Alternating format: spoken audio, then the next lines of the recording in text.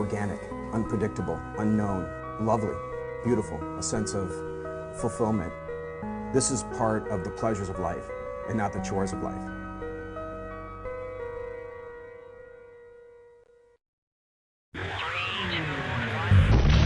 Coming up on Daily Iowan TV, find out how game days are affecting downtown businesses. Plus, the UI is forging a new partnership. Stay with us to find out who wins. And in sports, Iowa football had another matchup with an in-state rival on Saturday. We'll show you the highlights and get the team's reaction after a big win against Northern Iowa.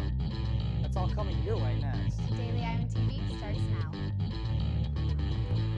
I'm Tom Brokaw. For more than 100 years now, the University of Iowa community has been waking up to the Daily Iowan. Today, it's the largest newsroom in eastern Iowa. And now you can see the news every night on Daily Iowan TV and get it anytime worldwide at dailyiowan.com.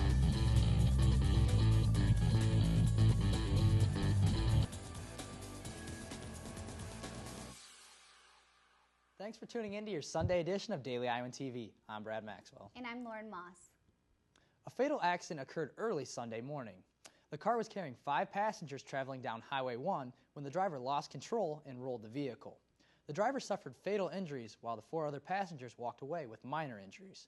The driver has been identified as 19-year-old Barati Mache of Iowa City. The car crash still remains under investigation. And football season is finally upon us, and the thousands of football fans flocking to Iowa City helps boost local businesses. Our own Stefan Duran takes a look at why this time of the year is so successful for a certain downtown business.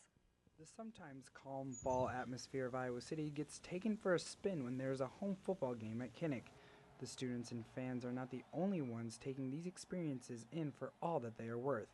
Many businesses around Iowa City look forward to game days knowing that the market for their products will almost double because of the surprising new amount of people attending the game. Some businesses like Brothers Bar and Grill play host to many of the visiting fans from across the state, and the workers there know that preparation for game day is not something only the football players experience. A lot of mental preparation actually for being open, having 20 hours during the day to where we're open, going full speed. Although the experience of being at a home football game is incomparable, the owners of these establishments do all that they can to try and make their place a fun alternative spot to experience the game. By presenting the right game day atmosphere to fans, businesses can expect a rewarding outcome. Because of the university's presence in Iowa City, the downtown area has always been an economic hotspot for places like bars and grills. Brothers understands that this time of the year is not only a good time for football, but for their business as well. People treat home games as holidays, so we're busier the entire football season. We've got people in here during every away game, full bar pack, just watching the game, so it helps. Stefan Duran, Daily Iowan TV. And workers are excited for increasing business throughout the football season and hope that other Hawkeye sports bring in a growing number of fans as well. And students at Iowa Central Community College can now obtain a 4-year degree through the University of Iowa. Iowa Central and the UI forged a new partnership that will allow students to earn their degree without ever stepping foot on campus. President Sally Mason and Iowa Central Community College President Dan Kinney will sign the agreement on Monday. The agreement marks the 16th such partnership between the UI and community colleges. Still to come on Daily Iowan TV, house parties have become the rage since the passing of the 21-year ordinance. See how Iowa City Police are trying to crack down. And in sports, Iowa field hockey hosted ranked Albany today. Here if the Hawkeyes earned a big victory. But first, let's check in with Stefan Duran for a look at this week's weather. Stefan? Thanks, guys. It was an absolutely beautiful day today, a perfect day to be outside.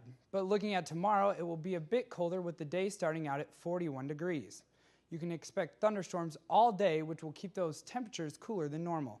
The afternoon will reach about 72 degrees, and the rain will help keep those temps down.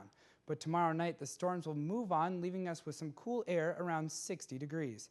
Then taking a look at the rest of the week, those fall temps are back, keeping your week cool. Tuesday just makes it into the 60s with your midweek settling in around 70. But precipitation will be back to cool things off on Friday. Weekend will have temps in the high 60s and lower 70s, perfect for a game day in Kinnick Stadium. That's all I have for you for weather. Back to you guys at the desk. Thanks, Stefan. And in the ongoing effort to combat a downtown drinking culture, the local police force has continued their party patrol this year. Daily Iowan TV reporter Whitney Blakemore has more on the initiative. A typical weekend in Iowa City for college students under the age of 21 used to consist of mainly going to the bars until the early morning and then stopping for some pizza before heading home. But this is no longer the case. Is in the past we weren't able to address a lot of the issues in the neighborhoods at that time. We did still have patrol officers, but they would get pulled downtown because you'd have a large fight or you would have so many people, you would need those additional units. Now with the 21 ordinance in effect requiring everyone under the age of 21 to leave the bars by 10 p.m., many are now throwing their own parties. There's always been parties. We just haven't been able to deal with them. Now we're out, we can deal with them in a lot of those behaviors. So before where maybe someone would call in a loud party call at midnight, 1 o'clock, it would have to wait until the bars cleared out before the officers could deal with it. The university is working together with police to help patrol many areas and are making sure they are both reinforcing each other's efforts. The most important part is for people to know that the enforcement is happening and then to take steps that will reduce their risk for problems. Whitney Blakemore, Daily Iowan TV. And today marks the one-year anniversary of the Occupy Wall Street movement. It all began when a group of protesters decided to camp in New York City's Zuccotti Park. The movement spread across the nation, even reaching Iowa City. The Occupy Iowa City movement in College Green Park lasted several weeks. The international anti-corporate movement dissolved after many incidents of violence broke out. It is still uncertain if the one-year anniversary will spark any new protests. And now it's time for a look at Hawkeye Sports with Daily Iowan TV sports reporter Ian Martin.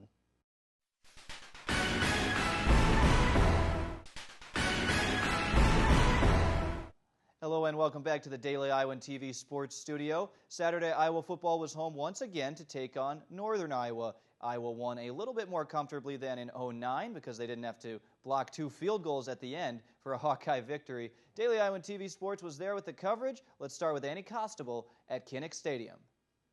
In most seasons, the Hawkeyes are favored to win against the UNI Panthers. But after a shaky start to their 2012 season, a Hawkeye win was still up in the air. Here's Nick Rector for highlights from the 2012 matchup. Thanks, Annie. Yes, Wee Cannonberg was the voice of the Iowa student section on Saturday. And yes, Vandenberg and the Hawkeyes did. Northern Iowa would open the scoring with David Johnson rushing for a Panther touchdown. The Hawkeyes would answer, though, with running back Damon Bullock slicing and dicing his way downfield. Fullback Mark Wiseman would finish the drive with a 1-yard rushing touchdown.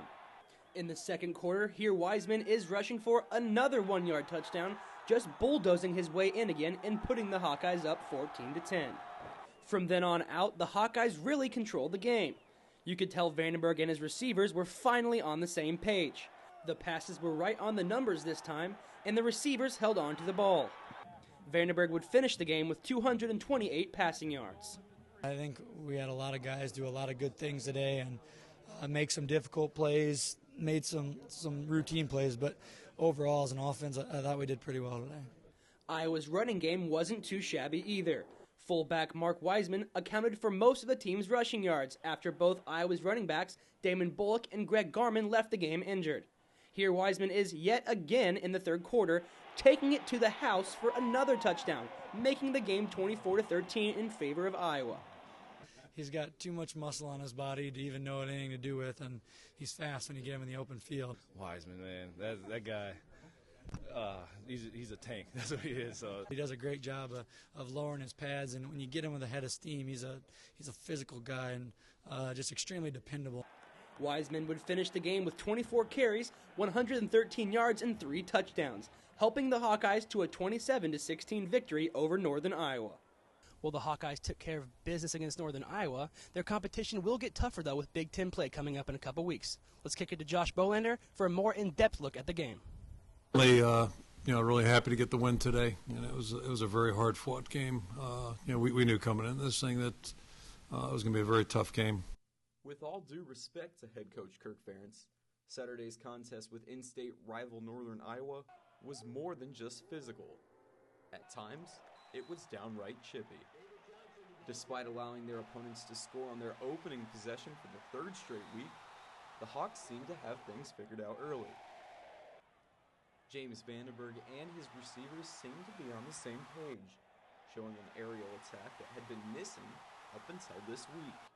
And sophomore Damon Bullock was having his way with an undersized defensive line averaging nearly 6 yards a carry, until being helped off the field with an injury late in the first half. Greg Garman also appeared to be heading toward a breakout game, but once again, a sometimes overly physical game led to the true freshman's first real health concern since arriving in Iowa City this fall.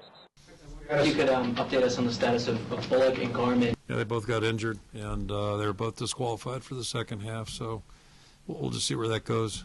Despite the injuries, Iowa was able to respond. Led by a fullback whom Ferentz referred to as a Cinderella story after the game, the team rallied, taking a big lead after Mark Weissman tripled the number of touchdowns Iowa previously had on the season. The win clearly wasn't all about Weissman, but it did seem fitting that Iowa seemed to find their identity in a fullback that embodies the black and gold style of toughness and physicality. Weissman's play seemed to inspire the defense as well, who showed for the third straight week that they're a force to be reckoned with. Wrapping up the post-game coverage of Iowa's 27-16 win over Northern Iowa, I'm Josh Bolander, Daily Iowan TV Sports. Of course, some other teams besides the football team worked up a sweat this weekend, and one got a big non-conference victory. 14th-ranked Iowa field hockey defeated number 20 Albany on Sunday afternoon behind 2 goals from junior Kelsey Mitchell. She scored both of them early in the first and second halves respectively, and Iowa goalie Kathleen Murdy McGraw saved 8 Great Dane shots to keep Iowa up by 1. That was the last non-conference game before the Hawkeyes start Big Ten play against Michigan State next weekend. A few other Iowa teams were in action this past weekend, though. Iowa volleyball went 1-2 in their last pre-conference tune-up, and women's soccer no longer undefeated. They fall at Illinois 2-1. We'll have coverage of all the Iowa sports and more throughout the week back here in the Daily Iowan TV Sports Studio. That's all for us on this Sunday in Iowa sports. Back to you guys at the desk. Thanks, Ian. And now let's take a look at what's happening around the world. 50 people were arrested in connection with last week's attack on the U.S. consulate. The attack killed U.S. Ambassador Christopher Stevens and 3 others. President of the Libyan National Congress, Mohammed Al-Gharif, told CBS News that the attacks were planned by foreigners who entered the country a few months back. But U.S. Ambassador to the United Nations said otherwise, saying preliminary information indicates that the consulate attack was not planned. An al-Qaeda group in nearby Arabian Peninsula takes responsibility for the attacks. And Israeli Prime Minister Benjamin Netanyahu warned that the U.S. must establish a clear red line that Iran cannot cross with its nuclear program today. Both Romney and President Obama have stated similar stances on the issue of setting clear red line boundaries on Iran's nuclear program. Leaders in Tehran maintain that their nuclear program is for energy and medical use. And England's royal couple is having a not-so-friendly encounter with the media. After topless photos of Kate Middleton was published by a French magazine, other European magazines are following suit. The picture shows Middleton sunbathing topless while on vacation. A palace spokesman said, quote, "There can be no motivation for this action other than greed." The royal couple took legal action against the French magazine Closer over the images. And only with Daily Iowan TV can get a sneak peek into Monday's edition of the Daily Iowan. Read about the University of Iowa's role in retrieving newly discovered mammoth remains. And find out what new updates and changes the mobile clinic is adding. That's your latest edition of Daily Iowan TV. Be sure to check us out at the same time tomorrow or anytime online at dailyiowan.com. Thanks for watching and have a great night.